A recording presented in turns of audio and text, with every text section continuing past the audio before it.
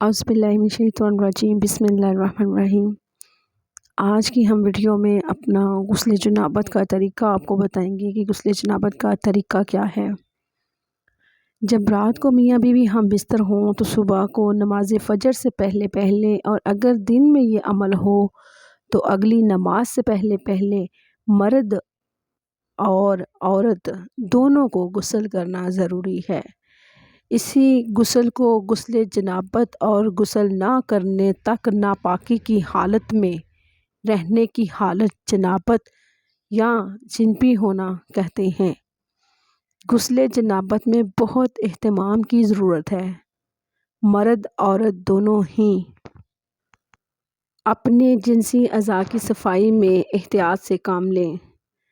مرد اپنے عضو کو اچھی طرح دھوئے، کہیں ایسا نہ ہو کہ کھال پر منی جمی رہ جائے، اور اسی طرح عورت اپنی شرمگاہ کی اچھی طرح صفائی کر لے۔ غسل سے پہلے پیشاب کر لینا بھی بہتر و مناسب ہے۔ ان مقامات ناپاکی کو دھونے کے بعد وضو کر لیں، پھر تمام بدن پر پانی ڈال کر ہاتھوں سے اچھی طرح ملیں تاکہ کوئی حصہ جسم خشک نہ رہ جائے۔ بالوں کی جڑوں تک پانی پہنچ جائے، بغلیں، ناف اور کان کے سوراخ تک باہر کا حصہ پانی سے تر ہو جائے۔ اس کے بعد سارے جسم پر پانی بہائیں۔ غسل میں 3 فرض ہیں۔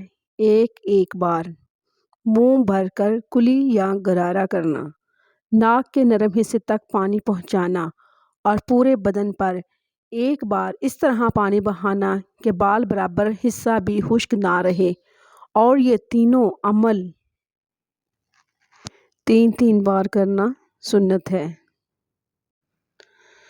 جو عورتیں یا مرد نماز پنجگانہ کے عادی نہیں ہیں، محض کاہلی یا جھوٹی شرم و حیا سے غسل جنابت کیے بغیر کئی دن گزار دیتے ہیں، یہ بڑی نحوست اور بے برکتی کی بات ہے۔ جنبی کے گھر سے رحمت کے فرشتے بھی دور رہتے ہیں۔